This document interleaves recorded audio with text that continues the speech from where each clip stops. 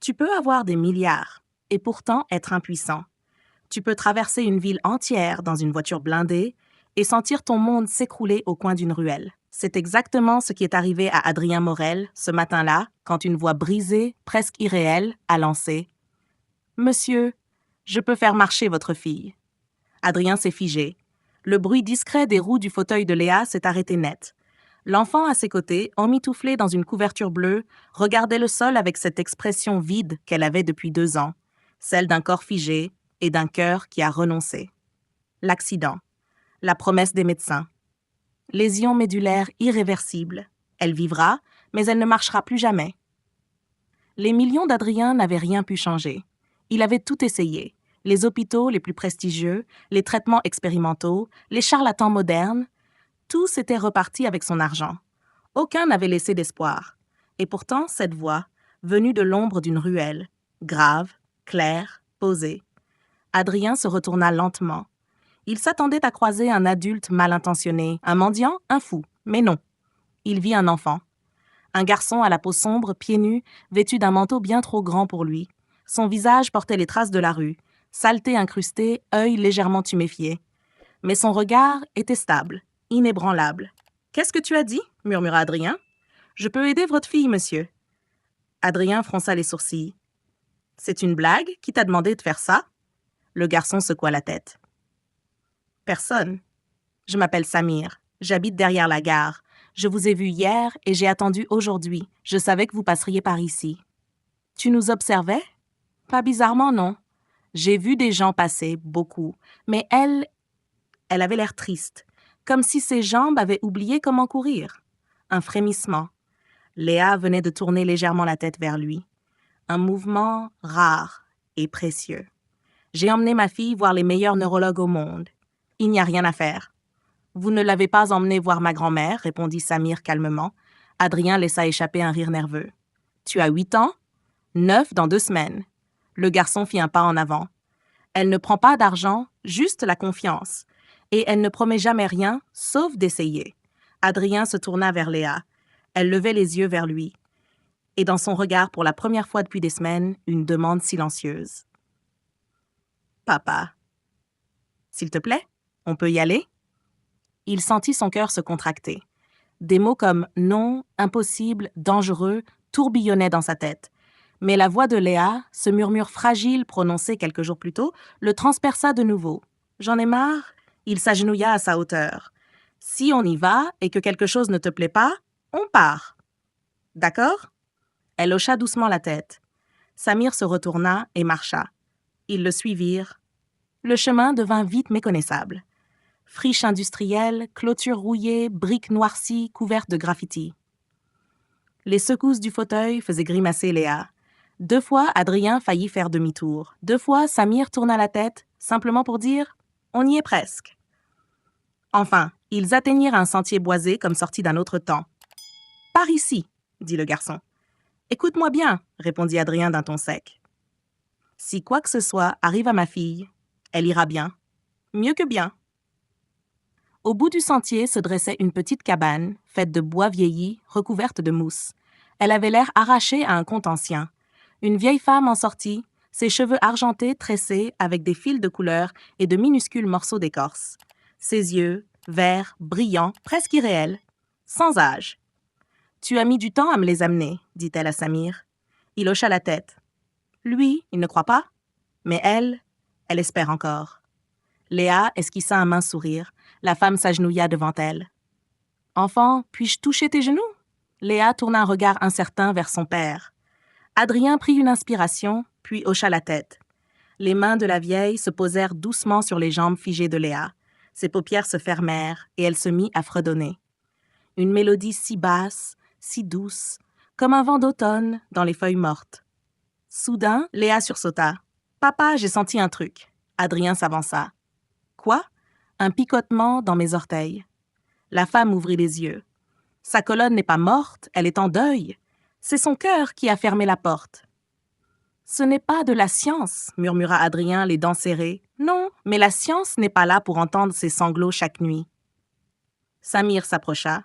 « Est-ce qu'elle peut essayer de se lever ?» La vieille femme hocha la tête. Seulement si elle en a envie. Léa acquiesça. Elle fut doucement redressée, et pour la première fois depuis 2 ans, elle se tint debout. Ses jambes tremblaient comme celles d'un faon, prête à céder. Adrien fit un pas en avant, paniqué. Mais la femme leva une main. Un pas, un deuxième, puis un troisième. Adrien s'effondra à genoux, les bras tendus, les yeux baignés de larmes. Léa, elle se tourna vers lui, ses yeux inondés de joie. Papa, je tiens debout. Si tu es encore là, c'est que cette histoire t'a touché. Alors n'attends pas. Abonne-toi maintenant, active la cloche et laisse un like pour soutenir ce genre d'histoire vraie qui parle à tous. Ton soutien compte et on continue l'histoire maintenant. Adrien avait les bras autour de sa fille, comme pour empêcher le monde de lui reprendre ce miracle. Léa, elle, se tenait là, debout, tremblante, mais rayonnante. 3 pas, 3 battements d'éternité. La vieille femme ne souriait pas. Elle observait simplement silencieuse, comme si elle savait déjà que cette scène n'était qu'un début. Pas une fin. Elle est forte, dit-elle calmement. Mais cette force ne vient pas de moi. Adrien releva les yeux. Alors d'où? D'elle et de lui. Elle désigna Samir. Le garçon n'avait pas bougé. Il se tenait un peu en retrait, les yeux rivés sur Léa, sans dire un mot. « Tu savais que ça marcherait ?» demanda Adrien en se tournant vers lui. « Non, je n'ai jamais de certitude, seulement la mémoire. »« Quelle mémoire ?» Le garçon détourna les yeux, un léger tremblement dans la voix. « La mienne. » Il s'assit sur une pierre, croisa ses bras maigres sur ses genoux. « Quand j'étais petit, mon pied était déformé. Je boitais. Les autres se moquaient. Ma mère est partie, mon père, je ne l'ai jamais connu. Il ne restait que ma grand-mère. C'est elle qui m'a appris, pas à guérir, à écouter, à ressentir. Un jour, elle a posé la main sur ma jambe et m'a dit « Tu n'es pas cassé, tu es enfermé. » Alors j'ai essayé de me lever et j'ai marché. Le silence s'épaissit. « Et aujourd'hui, c'est toi qui tends la main aux autres, » murmura Adrien. « Pas à tous, juste à ceux qui demandent et qui espèrent encore un peu. » Léa s'était tournée vers Samir. « Tu n'es pas un magicien alors ?» Il secoua la tête. « Non. Je suis juste quelqu'un qui croit qu'on peut être réparé, même quand tout le monde dit le contraire. » Une larme coula sur la joue d'Adrien. Pas de tristesse, de soulagement, peut-être même de honte. Il avait cru que seuls les puissants pouvaient changer les choses. Mais c'était ce garçon pieds nus, inconnu, invisible, qui venait de redonner des jambes et une enfance à sa fille. « Tu veux venir avec nous ?» demanda-t-il. « J'ai des contacts, des médecins, des écoles, des aides sociales. Je peux t'offrir un avenir. » Mais Samir secoua doucement la tête. « Mon avenir n'est pas là où les gens sont soignés. Il est là où ils sont oubliés. Et si j'insiste, alors tu n'auras pas compris. Ce que tu viens de vivre, ce n'est pas quelque chose qu'on achète. C'est quelque chose qu'on protège. Et moi, je protège ça. Ici, dans les ombres. » Un long silence suivit, puis Adrien tendit une carte de visite. « Prends-la. Si un jour tu changes d'avis, si tu as besoin de quoi que ce soit. » Samir la prit, la plia soigneusement et la glissa dans la doublure de son manteau. Léa s'approcha de lui. Elle boitait encore légèrement, mais elle s'approcha. Et sans dire un mot, elle le prit dans ses bras. Samir resta figé une seconde, puis referma lentement ses bras autour d'elle. C'était la première fois depuis plus d'1 an qu'on le serrait ainsi. Il ferma les yeux. Personne n'avait besoin de parler. Tout avait déjà été dit. Le soleil passait entre les feuillages, caressant les cheveux dorés de Léa et le manteau poussiéreux de Samir. 2 enfants, 2 mondes, une même douleur, une même lumière. Une semaine plus tard, le silence de la chambre d'hôpital avait été remplacé par les cris d'écoliers. Léa avançait lentement, sous les regards médusés des autres enfants, ses jambes encore fragiles mais vivantes.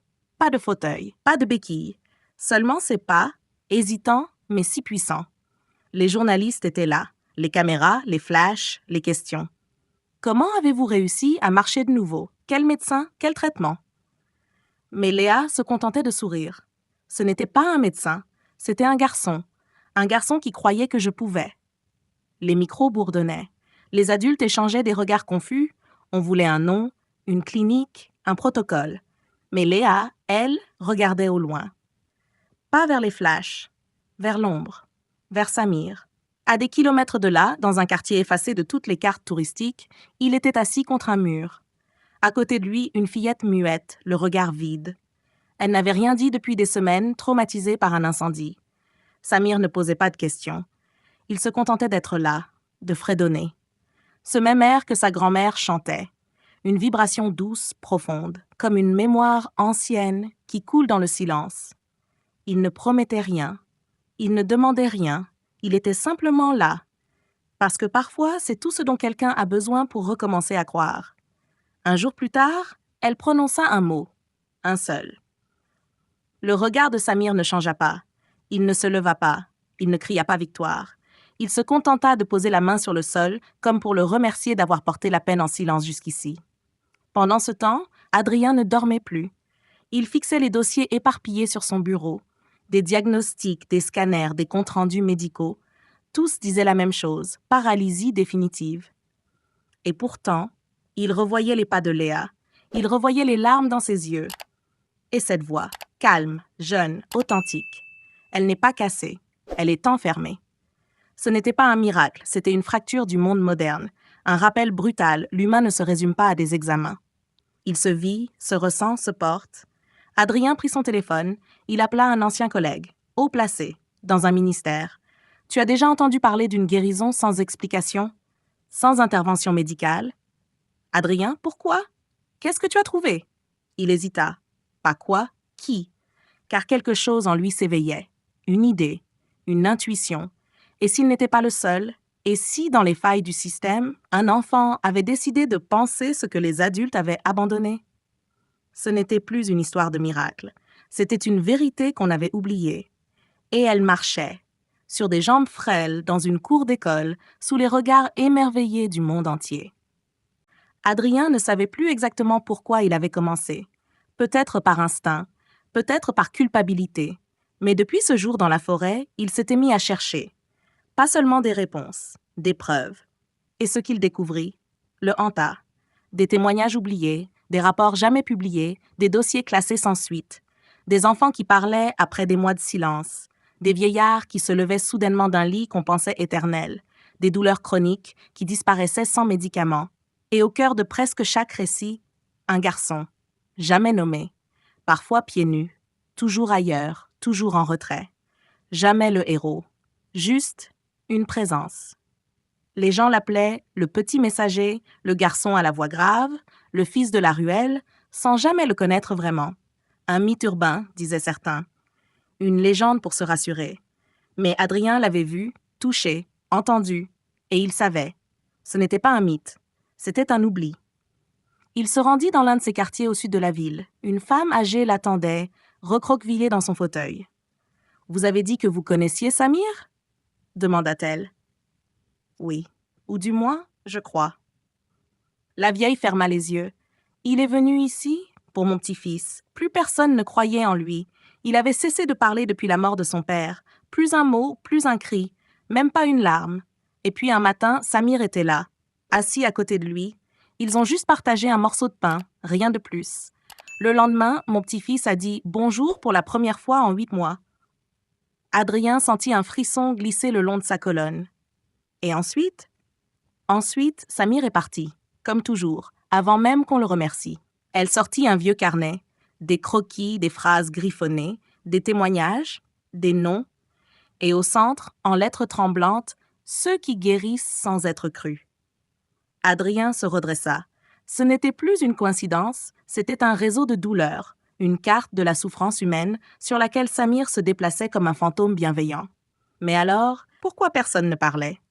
Pourquoi les institutions ne faisaient rien? Pourquoi ce silence? Parce que ce qu'on ne comprend pas, on l'ignore. Parce que dans un monde obsédé par la preuve, ceux qui guérissent autrement deviennent dérangeants. Pendant ce temps, dans une autre ruelle, Samir posait ses doigts sur l'épaule d'un adolescent aux bras scarifiés. Il ne disait rien. Il n'offrait pas de solution. Il murmurait juste une phrase simple, comme un mantra oublié. « Tu n'es pas seul. Je reste si tu veux. » Et parfois ça suffisait, pas pour effacer les blessures, mais pour ouvrir une fenêtre, une brèche. Ce jour-là, Adrien se leva plus tôt que d'habitude. Il n'était plus le même homme. Quelque chose en lui s'était déplacé. Avant, il achetait des solutions. Aujourd'hui, il cherchait à comprendre l'invisible. Il avait quitté les salles de réunion, les plateaux télé, les promesses des cliniques de luxe. Il roulait seul, dans les marges de la ville, là où les visages se fondent dans le béton, là où les cris ne résonnent pas. Et puis, au croisement d'un terrain vague, il le vit. Samir, assis par terre, un gamin endormi dans ses bras. Rien n'avait changé. Le vieux manteau, les pieds nus, le regard calme. Adrien s'approcha lentement. Pas comme un sauveur, comme un père. « Tu fais ça tous les jours ?» Samir hocha la tête sans le regarder. « Tous les jours, il y a quelqu'un qui tombe. Alors j'attends là où les gens tombent. » Adrien s'agenouille peur ? Si, mais j'ai appris un truc. Il leva enfin les yeux. La peur n'empêche pas de rester, elle empêche de fuir. Adrien sentit sa gorge se nouer. Tu pourrais avoir une vie, une vraie, une école, un toit, des amis. Je peux t'aider, tu le sais. Samir baissa les yeux vers l'enfant endormi contre lui. Et lui alors? Il aurait qui? S'il n'y avait plus personne ici, pas de plainte, pas de colère. Juste cette conscience désarmante, presque douloureuse, de sa place dans le monde. Pourquoi toi, Samir? Pourquoi c'est toi qui portes ça? Un long silence s'installa, puis il répondit. Parce que moi aussi, un jour, j'ai eu besoin de quelqu'un. Et elle est venue. Ma grand-mère. Elle n'avait pas de diplôme, pas de médecin. Juste ses mains, son chant, sa foi. Et elle m'a appris ce que personne ne m'a jamais appris. Quoi? Demanda Adrien. Qu'on n'a pas besoin d'être fort pour aider. Il faut juste ne pas partir. Et là, dans ce terrain vague que le monde avait oublié, Adrien comprit. Il comprit que le vrai courage ne faisait pas de bruit, qu'il n'y avait ni miracle ni magie, seulement des présences si puissantes, qu'elles faisaient se lever ceux qu'on croyait perdus. Ce n'était pas une question de médecine, c'était une question d'humanité. Adrien était face à un choix, se taire ou parler. Garder cette vérité pour lui, dans le confort de son salon, ou l'exposer au monde et risquer de tout perdre. Il choisit la seconde option. Tout commença par une interview à la radio, puis un plateau télé, puis un article. Adrien Morel, l'un des entrepreneurs les plus puissants de France, affirmait publiquement qu'un garçon des rues, sans études, sans diplôme, avait redonné l'usage de ses jambes à sa fille, sans traitement, sans chirurgie, juste par présence. Au début, on l'écouta, par curiosité, par politesse. Puis les rires commencèrent. Il délire. Sa fille a dû suivre un protocole secret. Il veut juste faire le buzz. Les plateaux se fermèrent, les appels cessèrent. Certains partenaires coupèrent leur contrat, mais Adrien ne se tut pas. Au contraire, il créa un projet, un nom, Présence, pas une fondation, pas une ONG, un espace, un lieu pour ceux que la médecine avait laissés de côté, un endroit où les gens simplement être là, ensemble, écouter, sans ordonnance, sans diagnostic. Et chaque semaine, il racontait une histoire, pas celle de Léa, mais celle d'autres. Une vieille dame qui avait retrouvé le goût de parler après un deuil. Un adolescent qui avait cessé de se mutiler après qu'un inconnu ait simplement pris sa main sans rien dire. Un homme qui, un jour, avait retrouvé l'envie de vivre après qu'un enfant des rues lui ait dit « T'es pas invisible ». Ce garçon, Adrien refusait de le nommer. Il disait « Il n'a pas besoin de publicité. Il a besoin qu'on écoute ». Mais pendant ce temps, ailleurs, les murmures grandissaient. Dans les hautes sphères, dans les comités médicaux, dans les ministères. Un mouvement invisible inquiétait. Un garçon, sans formation, était devenu symbole de ce qu'il ne contrôlait pas, l'humain. Et pour certains, cela suffisait à devenir dangereux. On parla de manipulation, de délire mystique, de risque pour la santé publique. Une enquête fut ouverte. Un juge exigea qu'on retrouve le garçon, Samir. Et toi, est-ce que tu restes? Il ne restait plus de traces, plus de manteaux abandonnés, plus de petits pas dans la poussière. Samir avait disparu. Ni les services sociaux, ni les autorités, ni les caméras ne purent remettre la main sur lui. Certains disaient qu'il s'était caché, d'autres qu'il n'avait jamais existé. Mais Léa savait. Elle n'avait rien oublié. Elle marchait désormais librement. Elle riait à nouveau. Et chaque matin, avant de partir à l'école, elle glissait dans sa poche un petit caillou noir qu'elle avait ramassé ce jour-là, près de la cabane. Pour se souvenir, disait-elle, qu'on ne tient debout que parce que quelqu'un, un jour, a refusé de partir. Adrien, lui, continuait son combat. Il recevait des lettres, des messages, des appels. Partout dans le pays, des gens racontaient des histoires similaires. Un enfant, une présence, une guérison, toujours sans preuve, sans trace.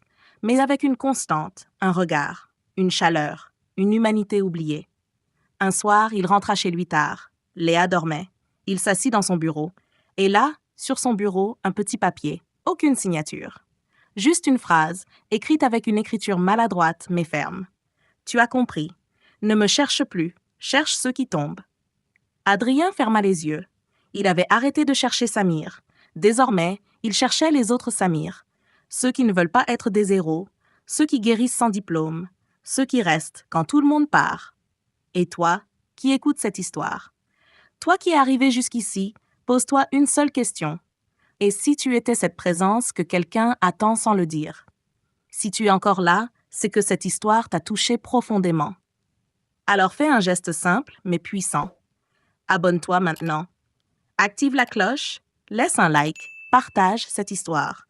Parce que quelque part, dans une rue oubliée, quelqu'un a besoin de savoir qu'on peut encore croire en l'humain. Ton soutien fait toute la différence. Merci.